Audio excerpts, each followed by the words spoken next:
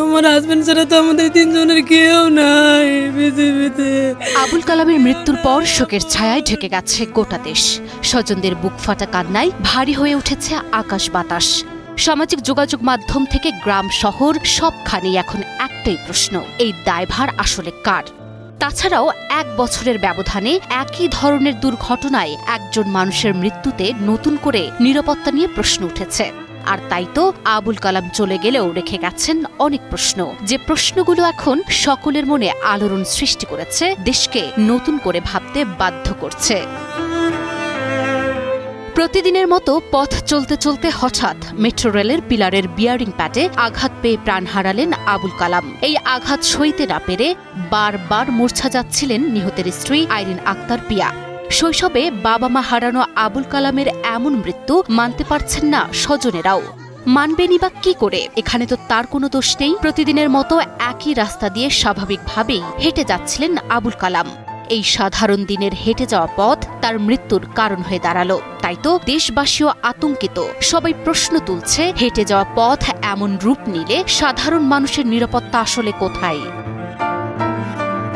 এর আগেও উড়ে আসা ইটের আঘাতে প্রাণ হারান একজন। তিনি ছিলেন বাংলাদেশ ব্যাংকের কর্মকর্তা দীপান্বিতা বিশ্বাস দীপু। অফিস শেষে ফেরার সময় বাচ্চার জন্য মুড়ি মোয়া কিনে নিয়ে যাচ্ছিলেন বাসায়। শান্তিনগর এলাকায় উড়াল সড়ক থেকে আচমকা ইট উড়ে এসে তার মাথায় লাগে, এতেই তার মৃত্যু হয়। তাই তো সামাজিক যোগাযোগ মাধ্যম থেকে গ্রাম শহর সবখানেই শুধু প্রশ্নের ছড়াছড়ি। তবে কি হাজার হাজার কোটি টাকার উন্নয়নের এই শহরের মানুষের প্রাণটাই সবচেয়ে কম দামি? যে আবুল কালামদের টাকায় এদেশের উন্নয়ন হয়, সেই আবুল কালামদেরই কেন মরতে হয় এসব উন্নয়নের চাপায়? আজ যে যন্ত্রাংশ ছিটকে পড়ে আবুল কালাম মারা গেলেন সেটির নাম বিয়ারিং প্যাড। জানা যায় মেট্রো রেলের জন্য সবচেয়ে দামি জাপানি পরামর্শক নিয়োগ দেওয়া হয়েছে। তবে কেন সবচেয়ে দামি বিদেশি পরামর্শক নিয়োগ দিয়ে নকশায় ত্রুটি নিয়ে প্রশ্ন উঠবে? তাহলে এত টাকা কিসের পেছনে খরচ হলো?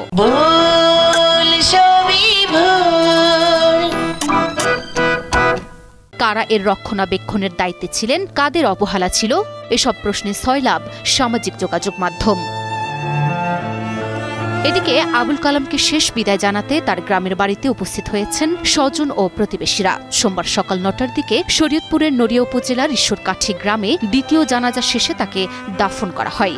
নিহতের পরিবারকে 5 লক্ষ টাকা ক্ষতিপূরণ দেয়া হবে বলে জানিয়েছেন সড়ক রেল উপদেষ্টা ফজল কবির খান। সেটা নিয়েও প্রশ্নের ঝড়। হাজার হাজার কোটি টাকায় নির্মিত মেট্রো রেলের বলি হওয়া একটা প্রাণের মূল্য মাত্র 5 লাখ টাকা। তাছাড়া ক্ষতিপূরণ দিলেই কি সব শেষ হয়ে যাবে? এর জন্য কি কারও কোনো শাস্তি হবে না? নিছক দুর্ঘটনাজনিত মৃত্যু বলে চালিয়ে দিলেই দায় সারা হয়ে যাবে? দেশজুড়ে আলোচনা সমালোচনার ঝড় উঠেছে এই প্রশ্নগুলোর কারণে। সোশ্যাল মিডিয়ায় শুরু হয়েছে অগণিত বিতর্ক। তবে মানুষ প্রশ্ন তুলছে ঠিকই, কিন্তু আদৌ কি কখনো এই প্রশ্নগুলোর সন্তোষজনক উত্তর খুঁজে পাওয়া যাবে? Desk report, news 24।